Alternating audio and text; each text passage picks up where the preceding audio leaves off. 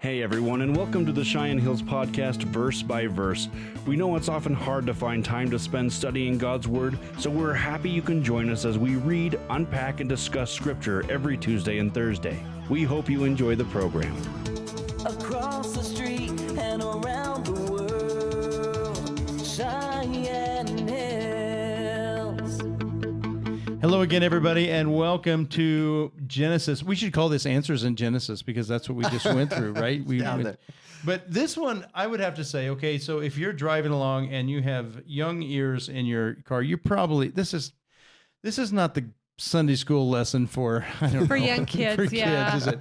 I mean, I don't even really like reading this kind of stuff. It's hard. It's difficult, but it's really, if you just keep in mind, this is the deceiver's ancestry doing exactly what their father Jacob taught him how to do, to be deceptive. Right. Right. Right. Yeah. And in this case, I think they're probably, they're using it probably in an effective way, probably. But anyway. And they're dealing with a culture that has no fear of God. I mean, what sets this off to begin with? Right. That's a good point. Well, I'm going to try to plow through all of chapter 34. There's some great lessons, obviously, in here, but it's like, again, probably not the best for young ears.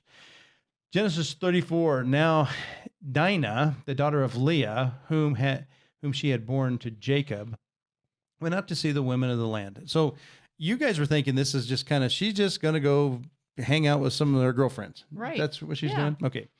And when Shechem, the son of Hamor, the Hivite, this is a foreign guy, the prince of the land, saw her, he seized her and lay with her and humiliated her.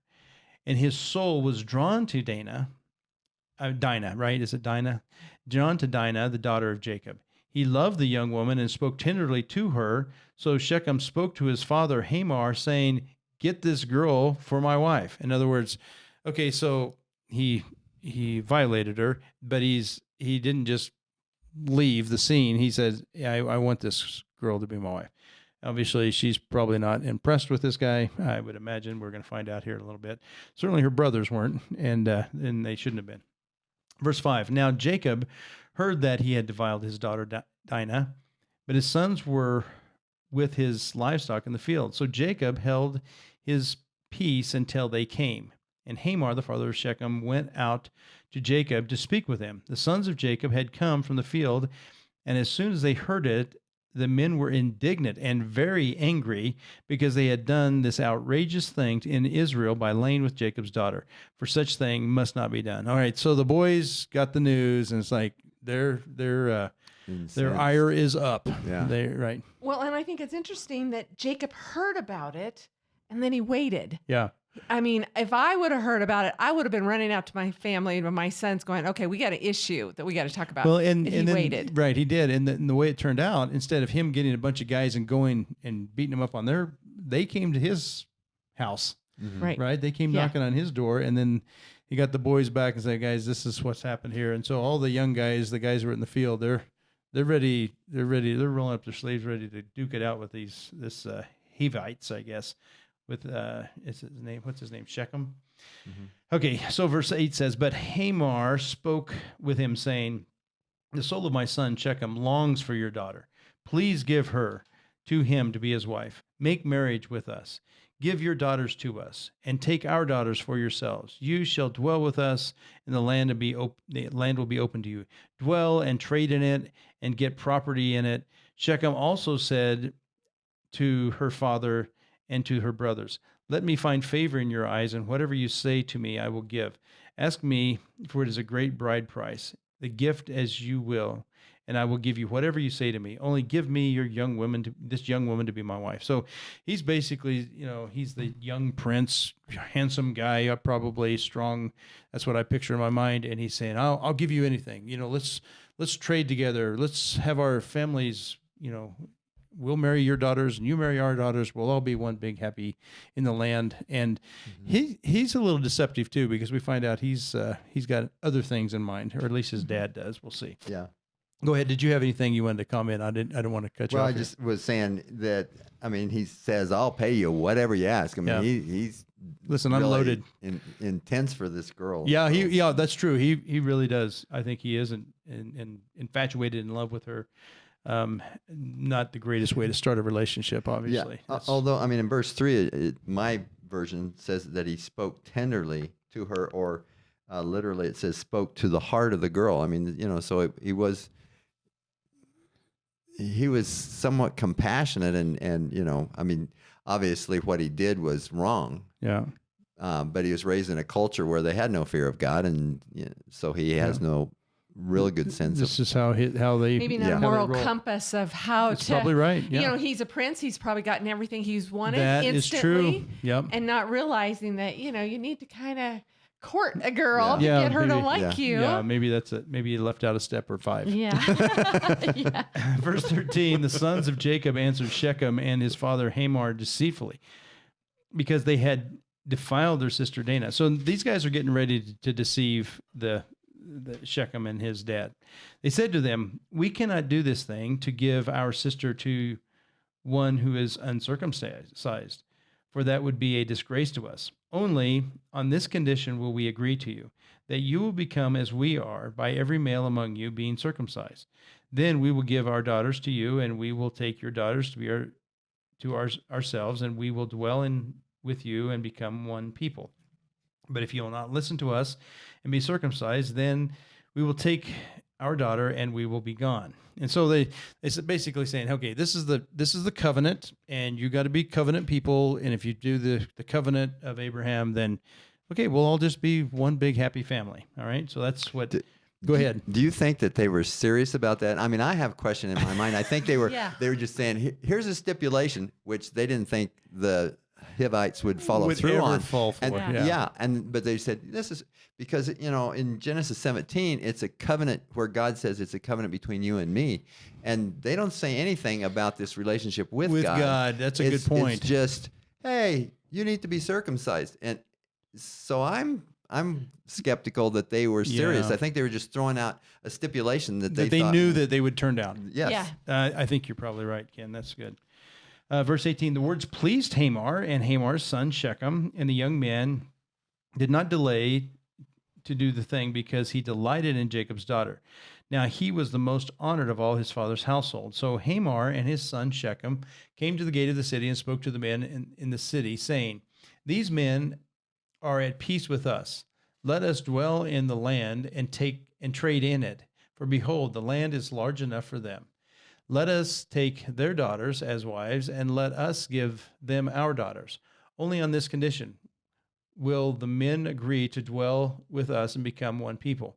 When every male among us is circumcised as they are circumcised, will not their livestock, their property, and all their beasts be ours? Only let us agree with them, and they will dwell with us."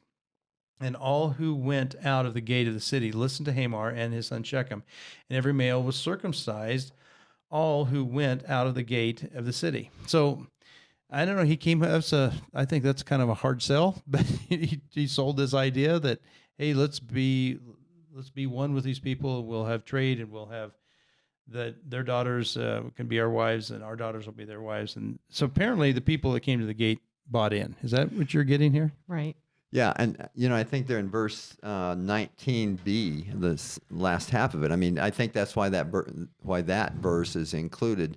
About he was more respected. I mean, they really looked up to him. Yeah, for sure. And then they also throw in the reason of, hey, there's economic benefit. We're gonna get all their stuff. Yeah, that's true. Kind of a sinister right thing, but for sure. But two reasons they're not. But what's missing here is any kind of relationship with God. Yeah, that this circumcision is a covenant sign of a relationship with God, and so that is completely absent from this discussion so far. Yeah, absolutely. Okay, on the third day, when they were sore, two of the sons of Jacob, Simeon and Levi, Dinah's brothers, took their swords and came against the city while it felt secure, and killed all the males. They killed Hamor and his son Shechem with a sword, and took Dinah out of Shechem's house and went away. The sons of Jacob came upon the slain and plundered the city, because they had defiled their sister. They took their flocks and their herds and their donkeys and whatever was in the city and the field, all their wealth, all their little ones and their wives, all was in the house. They captured and plundered. Okay, so just this is a pretty ugly paragraph here.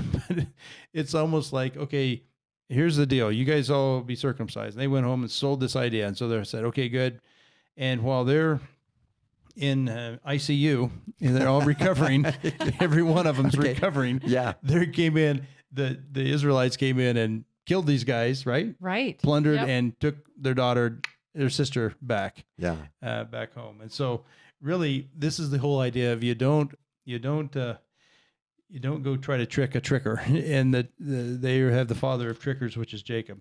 Then Jacob said to Simeon and Levi, "You have brought trouble on me by making me stink to the inhabitants of the land, the Canaanites and the Perizzites. My numbers are few, and if they gather themselves against me and attack me, I shall be destroyed, both I and my household." But they said, "Should he treat our sister like a prostitute?" And so there's how the chapter ends. These guys kind of took, it looks to me like there's agreement that was kind of going on here, but the boys weren't going to have it. It's like, there's no way we're going to allow these guys to come into our house, our town, and date our girls. And they're not going to take our sister. And so, right, wrong, or it's just ugly. The whole thing's just ugly. Oh yeah. But it's also it's absent from any God talk here. Right. It's all contracts. It's all it's kind of abusing, if you will, the covenant, and they used it to their full advantage. I'm kind of anxious to see how this is going to play out in the next chapter. Yeah. The condemnation that Jacob has in verse 30, I mean, it comes to fruition or formal declaration in Genesis 49. Okay. When he's pronouncing blessing, and go over to Genesis 49 and read what he says there about those two brothers. Okay. And also, I'm wondering, where was Reuben in this? Because Reuben is the oldest brother, and it's brothers number 2 and 3 that go take revenge. I mean, then the rest of the brothers come in and help with the looting. Oh yeah. But I don't know, just Well, and I kind of, where was he? And I'm like, where's Jacob? I mean, not that I condone what the brothers did. I mean, Yeah. but Jacob is like, he's holed up somewhere afraid. Well, I don't think he wanted anything to do with this Right. Yeah. revenge. I think he sounded to me like he was good with this contractual relationship and saying, okay, what's mine is yours, yours is mine. We're going to share the land. Do you guys Yeah. get that from Jacob? I hadn't thought about that. No, he was just all in. It's like, maybe- hey, now what you guys have done, you've put a price on my head. Right. Yeah. I'm going to have to defend against that. Say, hey, Right. this is what happens. They should not treat our sister like a prostitute. Yeah. It's not going to happen in our house. And so I think it's a pretty fascinating story. It's very real. I mean, this is how brothers would take care of their sister, and they would go around dad whatever they had to, because it's like, you're not going to treat us like that. You stepped over a line. So, well, anyway, Genesis 34, probably not the best bedtime reading for your kids, but maybe some life lessons. And it's just real and raw, I guess you could say, and manipulative. So anyway, thanks for sticking with us as we march through Genesis. In the meantime, be strong and very courageous. God bless you all.